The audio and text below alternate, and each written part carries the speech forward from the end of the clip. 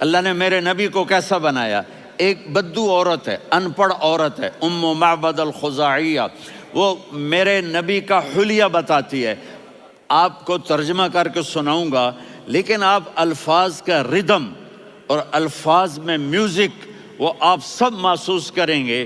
وہ بدو عورت کہتی ہے رأیت رجلا ظاہر الوضاء ابلج الوجه حاسن الخلق لم تعبه ثجلة ولم تزر به سعلة وصيم قصيم في عينيه دعج في أشفاره وطف في صوته سحل في لحيته كثافة في عنقه سطع وصيم قصيم أكحل أحور أزج أقرن إن تكلم علاه البهاء وإن سكت فعلاه الوقار وكأن منطقه خرزات نظم ينحدرن۔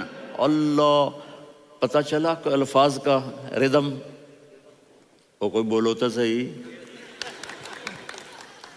کیا ردم ہے۔ اب ترجمہ سنو۔ وہ کہتی ہے اپنے خامند کو کہ ابو معبد، ایک شخص آیا تھا، مجھے یوں لگا جیسے 14ویں کا چاند کپڑے پہن کے زمین پہ اتر آیا ہو۔ سبحان اللہ، کیا انتہائی خوبصورت، انتہائی حسین و جمیل، پیٹ نکلوا نہیں کہ بدصورت ہو جائے۔ کہا اتنا خوبصورت تھا کہ سر سے پاؤں تک حسن اس کا غلام تھا، خوبصورتی اس کی باندھی تھی، اور میں جدھر سے دیکھتی تھی مجھے حسن ہی حسن نظر آتا تھا، اور جب میں اس کے چہرے پر دیکھتی تو میری آنکھ نہیں بھرتی تھی، میرا جی چاہتا تھا میں دیکھتی جاؤں دیکھتی جاؤں دیکھتی جاؤں، میرا دل نہیں بھرتا تھا۔ کون؟ وسیم۔ وسیم اسے کہتے ہیں جس کو دیکھنے سے دل نہ بھرے۔ قسیم، جدھر سے دیکھو حسن ہو، اسے کہتے ہیں قسیم، کہ اس کی آنکھیں بڑی موٹی، احور، ادعج، اشکل، انجل، ابرج، اہدب، یہ سب میرے نبی کی آنکھوں کی تعریف ہے۔ ان 5-6 الفاظ کا ایک مطلب ہے کہ اللہ نے کائنات میں ایسی حسین آنکھ کسی کی بنائی نہیں تھی۔ حسن و جمال آنکھوں میں، اور پلکیں بڑی لمبی، یہ عورتیں یہاں نکلی لگا لیتی ہیں نا لمبا لمبا کرنے کے لیے، تو میرے نبی کے قدرتی یہ بال لمبے تھے حسن کو بڑھانے کے لیے۔ داڑھی بڑی خوبصورت تھی، زبان میں، آواز میں جادو تھا، آواز میں کشش تھی، آواز میں ایک ایسا دل کھنچتا تھا، گردن لمبی تھی، سر سے پاؤں تک حسن و جمال تھا۔ جب وہ بولتے تھے نور چھا جاتا تھا، جب وہ خاموش ہوتے تھے وقار چھا جاتا تھا۔ اور سوا البطن و صدر، سینہ اور پیٹ برابر، سبت القصب، سیدھا قد تھا، سیدھا قد، بالکل سیدھا قد۔ عریض المنکبین، چھاتی چوڑی تھی۔ طویل الزندین، بازو لمبے تھے۔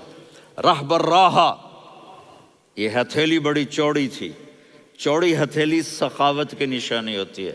رحب مسیح القدمین، پاؤں اتنے نرم تھے لگتا تھا اس پر تیل لگا ہوا ہے، اور پانی اس سے یوں نیچے چلا جاتا تھا۔ اور یمشی تکفین، کندھے جھکا کے چلتے تھے۔ اللہ اکبر، یہاں 4 آدمی سلام کریں تو آدمی یوں ہو جاتا ہے، اور میرے نبی کو فرشتے سلام کر رہے ہیں اور آپ یوں چلتے تھے، ایسے ایسے چلتے تھے، تھوڑے سے کندھے جھکا کے چلتے تھے، ایسے آپ کبھی نہیں چلے۔ جو دیکھنے میں ایسا حسین ہو اس سے پیار کیوں نہ کیا جائے۔ خاندان اونچا ہو تو آدمی اس کی قدر اور عظمت کرتا ہے۔ میرے نبی کا خاندان کیا ہے؟ میرے نبی نے فرمایا اللہ نے آدم کی ساری اولاد سے عرب کو چنا، عرب کی ساری اولاد سے مضر کو چنا، مضر کی ساری اولاد سے قریش کو چنا، قریش کی ساری اولاد سے ہاشم کو چنا، اور ہاشم کی ساری اولاد سے اللہ نے مجھے چنا۔ میں سب سے اعلیٰ خاندان کا ہوں، عالی نسب ہوں۔ میرے اللہ نے میرے 10 نام رکھے ہیں، میں محمد، میں احمد، میں ماہی، میں حاشر، میں عاقب، میں فاتح، میں ابو القاسم، میں طٰہٰ، میں یاسین۔ ان سے پوچھو، میں ایک مثال دیتا ہوں، محبت ہوتی ہے نا، چھوٹا بچہ گود کا، میرا چاند، میرا دلارا، یہ اس کا بچہ ہے بٹن جتنا، یہ نبیل کا اتنا سا ہے، تو اس کو کبھی یوں اٹھاتا ہے، کبھی یوں اٹھاتا ہے، کبھی یوں اٹھاتا ہے، کبھی یوں اس کو لوریاں دیتا ہے، میرا چاند۔ کالا ٹٹ میرا چاند، میرا چاند، میرا چاند۔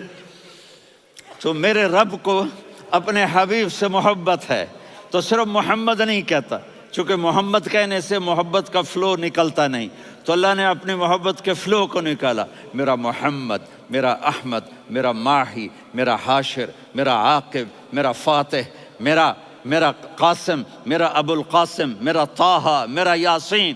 یہ اللہ نے اپنے حبیب کے نام۔ اور پھر قرآن میں جاؤ، شاہد، مبشر، نذیر، داعی الی اللہ، سراج منیر، رؤوف، رحیم، عزیز، حریص، مزمل، مدثر۔ یہ اللہ نے پورے قرآن میں سارے نبیوں کا نام لیا، یا عیسیٰ، یا موسیٰ، یا یحییٰ، یا ابراہیم، یا نوح، نام لے کر پکارا، لیکن اپنے حبیب کو ایک دفعہ بھی یا محمد نہیں کہا، بلکہ لقب سے پکارا، یا ایھا النبی، یا ایھا الرسول، یا ایھا المزمل، یا ایھا المدثر۔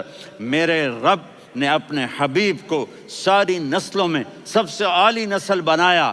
اگر اپنے نبی سے پیار نہ کریں تو کس سے پیار کریں؟